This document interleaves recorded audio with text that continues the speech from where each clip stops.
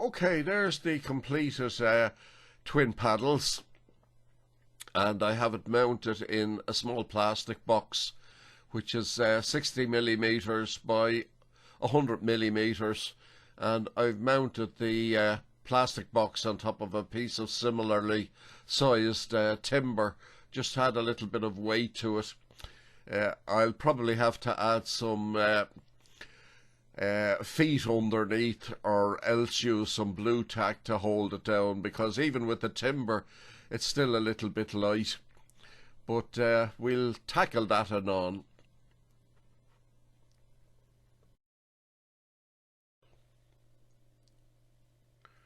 Right, this is the amended printed circuit diagram. John Parfray, M0 UKD, is the designer of this fantastic circuit, and there's a few things to note there in my own build.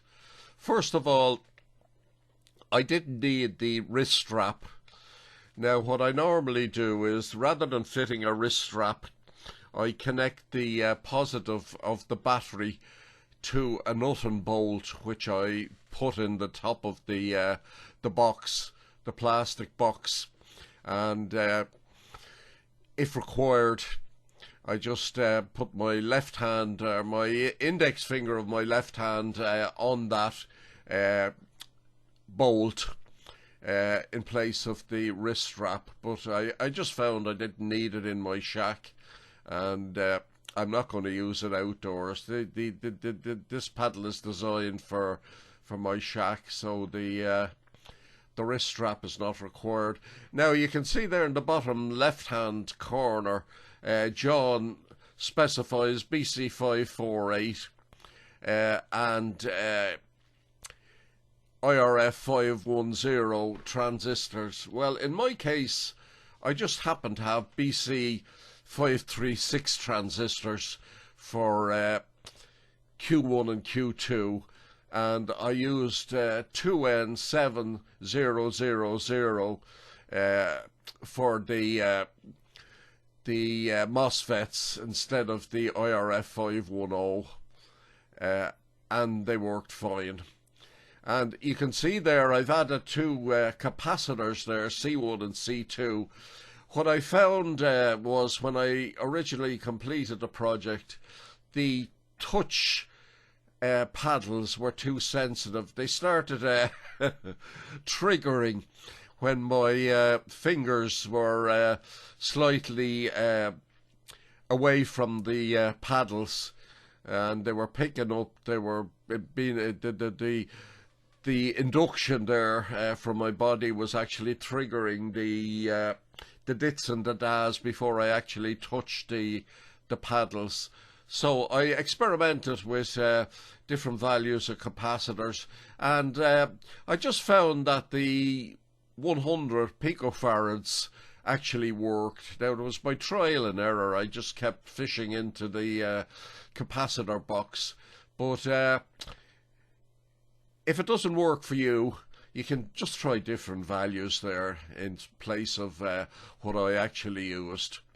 And all I'm saying is the 100 PFs worked for me.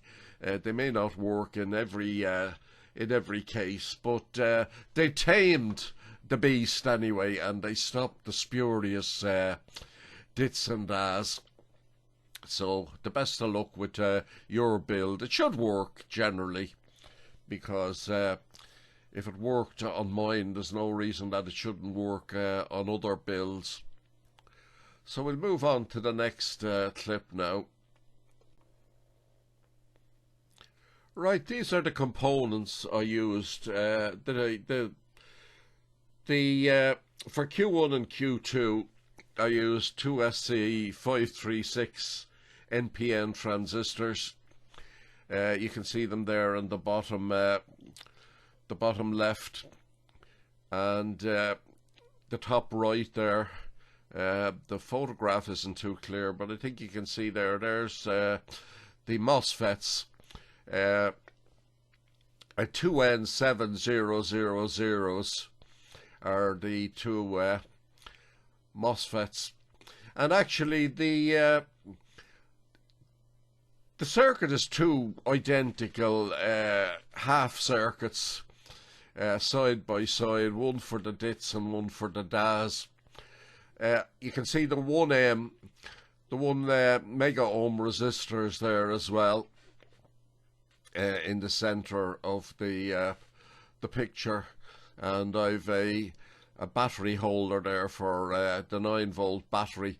I haven't included a photograph of the box that I used, but that was just a small plastic box I got off Amazon, and I think I bought a packet of 6 of them.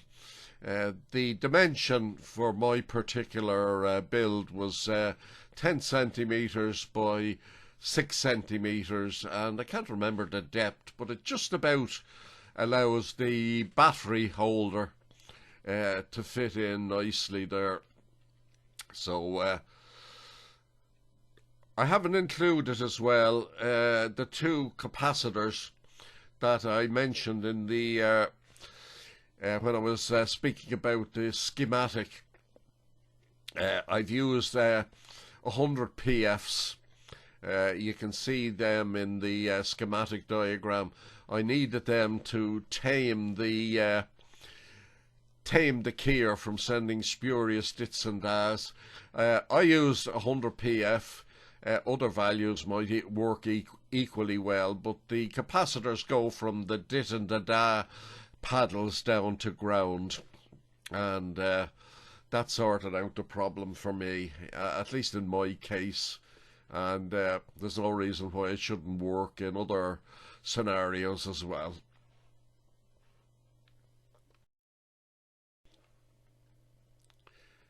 In previous similar touch paddles I've made, I've etched a small printed circuit board, but for this particular project I decided to, it's like quasi Manhattan style. I just got a piece of printed circuit board material and etched it, not etched it, I used a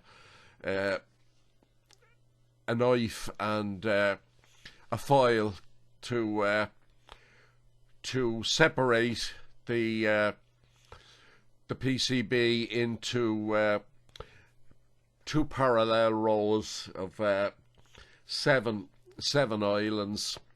So there's 14 islands in all, and 2 rows of 7.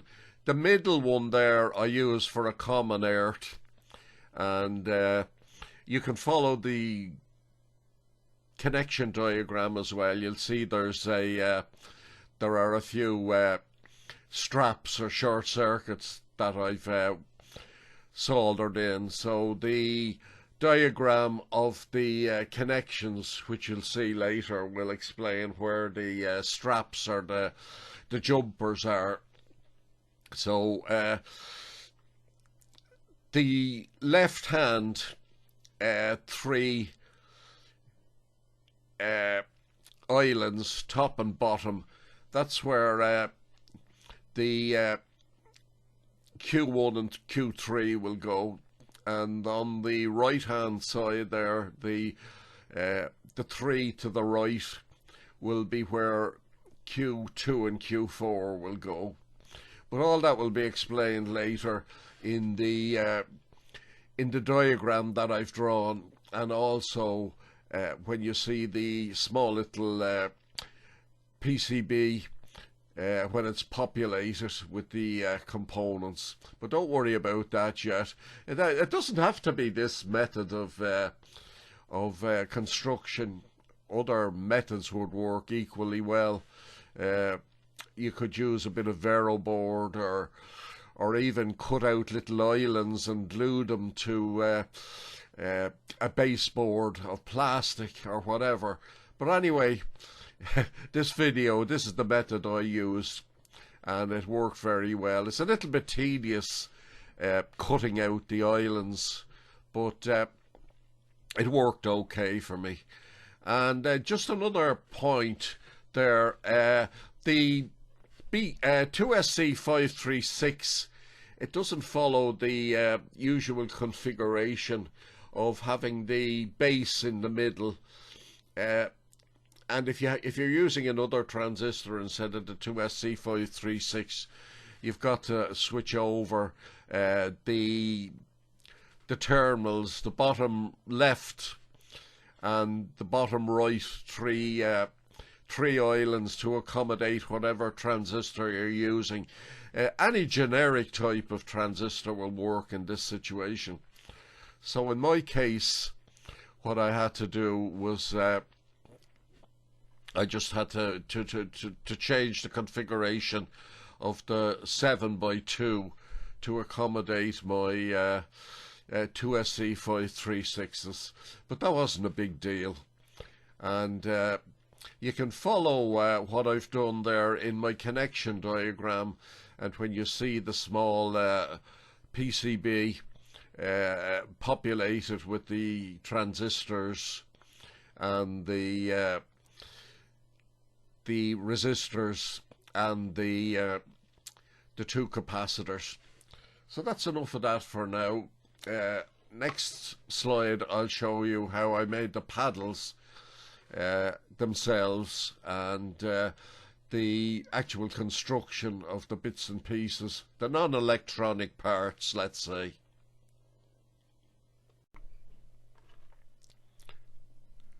Here are the two paddles which I made out of printed circuit board material. I just cut them out. I don't have a workshop, so I'm limited in what tools I use. I simply use hand tools. So I scored out the piece of printed circuit board material and snapped them off, and then I used a foil to you know, take the rough edges off, and I rounded the paddles towards the end there, so there'd be no sharp edges, and quite simple to make. Just takes a little bit of patience there, and just filing off the rough edges and rounding the ends. So no rocket science there, and they work very well. They may look a different size there in the photograph, but believe me, they're exactly the same. It's just the angle I took the photograph at. So let's move on, and we'll have a look at the bits and pieces that I needed to make the to construct the paddles themselves. In other words, the non-electronic parts. So that'll come up in the next slide, or the next picture.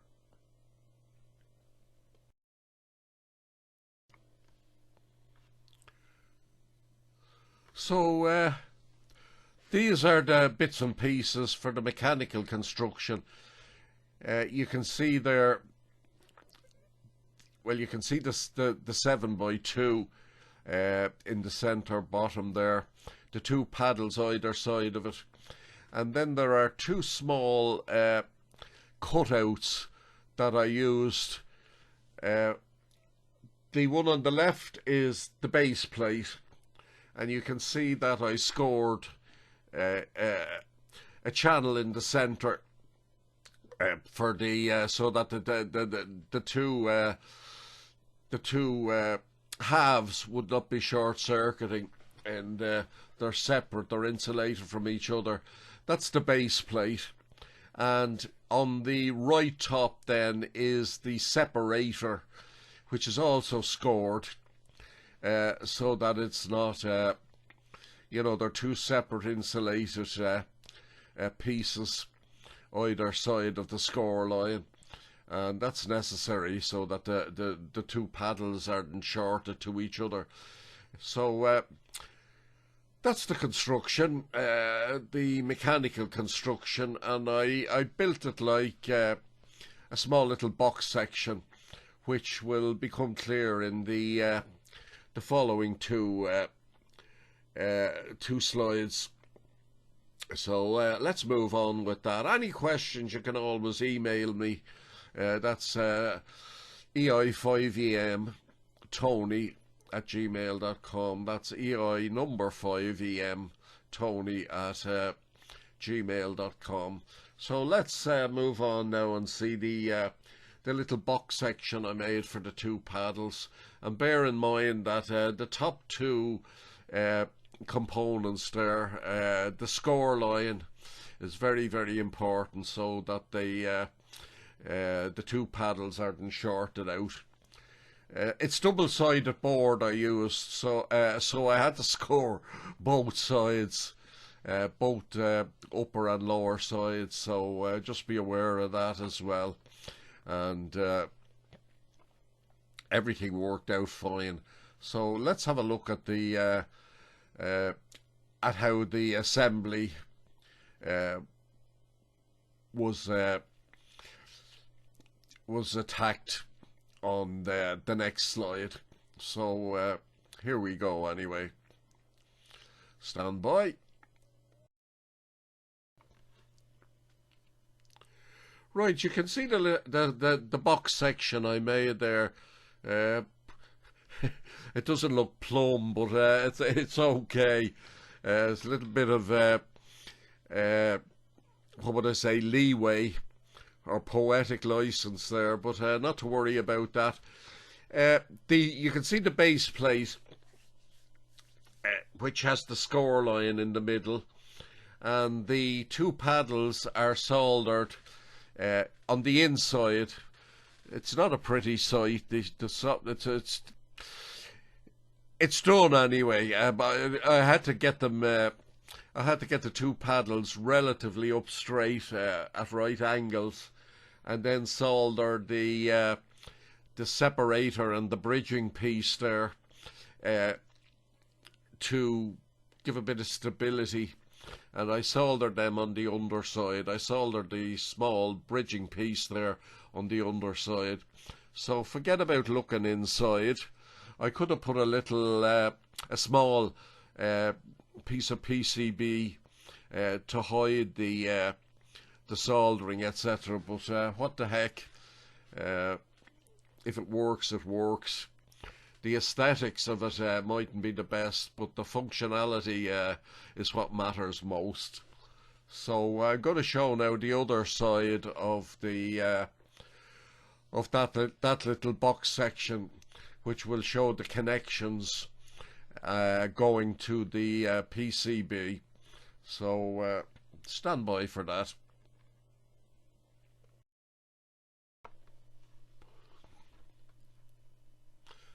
Okay, there's the front section of the box section, and you can see there that the soldering isn't great. I had to kind of get the soldering iron in there and try and do it, run it along there to keep the two paddles upright. There's two wires soldered there, one for the dits and one for the DAS. And the white one, you know, when I'm using it, the white wire will be the dits I use with my right thumb, and the blue one there will be the DAS with my index finger if you're left-handed, or if you like the reverse, you can switch them around either at that point or on the small PCB, or in fact in the 3.5mm stereo plug that I'm going to use to attach to the rig. So there you see it there. I've also added a dab of solder there to the outside at the bottom to just add a little bit of stability as well, and it's quite sturdy actually. I don't know I don't know offhand what the gap there between the two paddles is. It's less than 25 millimeter anyway, so I suppose it depends on whatever you prefer yourself. It's a personal choice, but I'm quite happy with what I've done there. I've super glued the base plate to the top panel of the plastic box, which contains the battery and the small PCB, the 7x2 island PCB, and I'll show you that PCB now. You've seen it there without any components attached.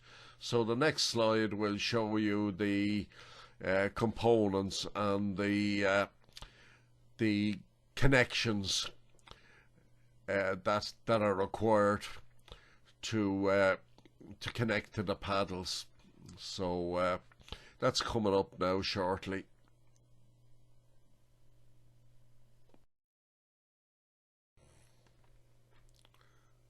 Okay, there's the 7x2 matrix board, and first thing to notice there is are the two decoupling capacitors there on the left, the yellow components. They're not shown quite clear, but in the connection diagram that I'll show shortly, that'll become clear. The two SC536s, the pinouts are different in that the base pin is the outer pin, and you can see that in the diagram, or not in the diagram, in the photograph. The top transistor there on the left, the top island there is the base, and the same holds true for the bottom transistor as well. The center pin is the collector, and you can see the positive from the battery is connected there and strapped to the other transistor as well. You can see the two 1 mega ohm resistors as well, and there are several straps or jumpers, as will be explained in the next in the diagram to follow. But you can see there, just for example, one of them from the bottom left island to the island second from bottom on the right, and you can see another few straps as well. One thing I just noticed now is that I have a jumper there between the bottom right and the center island on the right hand side, and I've a red wire, but it's actually ground and rightly should be black, but I'm not going to change that now. Just be aware of that. It's not positive, it's just a strapping ground from the bottom island on the right to the center island on the right hand side. So upcoming now is the connection diagram. Study it carefully if you're unsure, and as I said, you might have to modify it if your transistors on the left hand side there are different pinouts to my two SC536s. For example, if you've a transistor with the base in the center pin. But anyway, you'll overcome that, whatever the case may be, I'm sure. If you have any questions, you can email me anyway. It's ei5emtony@gmail.com, ei5emtony@gmail.com, and the 5 is actually the number 5, not FIVE. So it's ei 5emtony@gmail.com if you've any questions or need any further guidance on that point. So upcoming now is the connection diagram, and just study that carefully before connecting up the components and the paddles. Okay, here's my attempt at showing a connection diagram, and you can see the jumpers there. You don't have to follow you can take shortcuts. It's just indicative of where I need the straps, and you can see the battery connection there.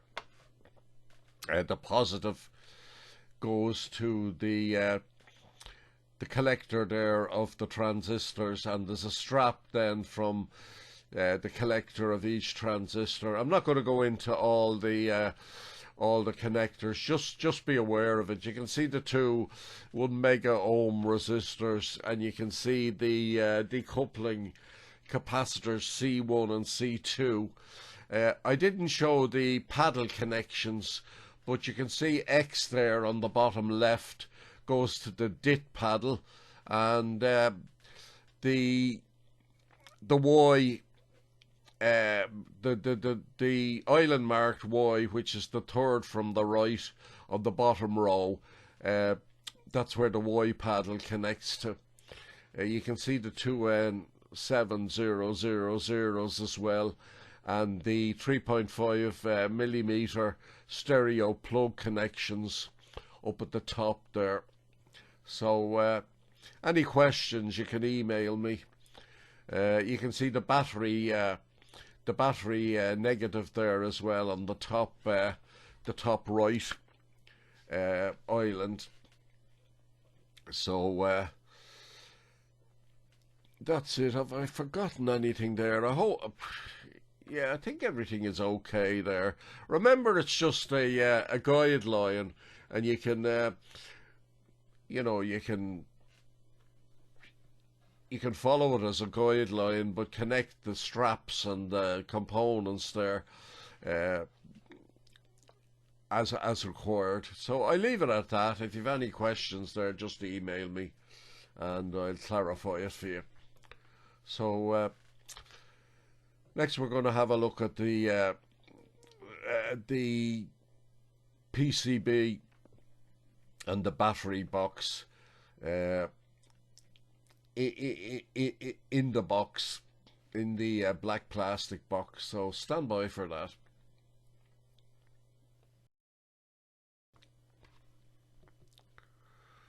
Okay, the box was just about big enough to accommodate the battery and the PCB. I glued the PCB to the base of the black plastic box, and you can see the red and black. Can you see the black connectors? Anyway, connections going to the battery, and the blue and the white wires are the two paddles connected to the paddles. If you're confused or anything, just go back to the previous photograph where I have the connection guide diagram. Or, as I said, email me if you want further clarification. So I nearly needed a shoehorn to actually get the battery in. The depth of the box was just about adequate, and I had to use a little bit of persuasion to get the lid to click home. But anyway, it's done and dusted. The battery should last a lifetime, because there's no on-off switch and there's none required, because the battery only switches on when the keys, or when the paddles are operated. So in standby mode, it's negligible current, I think it's something like 6 microamps or something like that, which John Parfray says in his in his original circuit diagram. So just bear that in mind. No on-off switch required, and the battery should last you a lifetime. Of course, it depends on how long your lifetime is, but anyway, for the foreseeable future, let's put it that way. And the next clip, I'm just going to show you the completed product again. Before, I'm not sure yeah, I showed you that at the outset. I showed the completed project with a timber base plate, but in the next clip you'll just see it before I attached it to the base plate. So stand by for that now.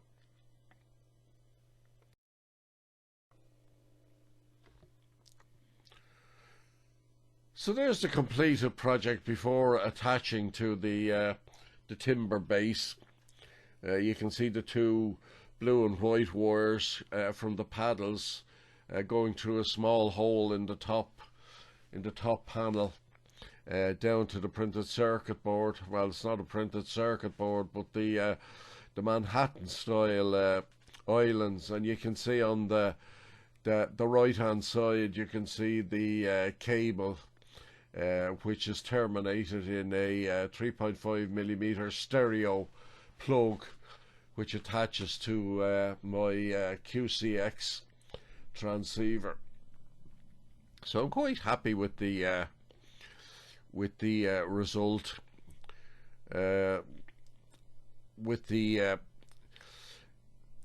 construction part of it and the electronic part of it and the testing part of it. So it works fine, and as I said, very pleased with it. And in fact, I made two of them, two identicals paddle sets, because I wanted I've two QCXs. I have a QCX Mini for 20 meters, and I've one of the original QCX for 40 meters, and they're on separate antennas as well.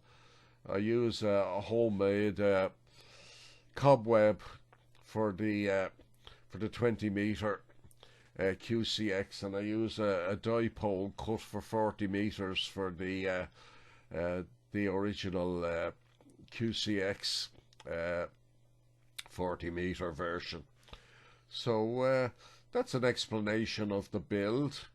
I hope I've made it clear enough, and as I said, and I repeat, any questions, just email me ei5emtony@gmail.com. And coming up now will be a short video showing the keyer in action. So I'm not sure which one will I use it on. Yeah, probably the 40 meter is 40 meters is active at this time of the night. Although it should be it's probably a bit noisy at my location, but we'll give it a go. And if it doesn't work for that, sure, we'll try it on 20 meters instead.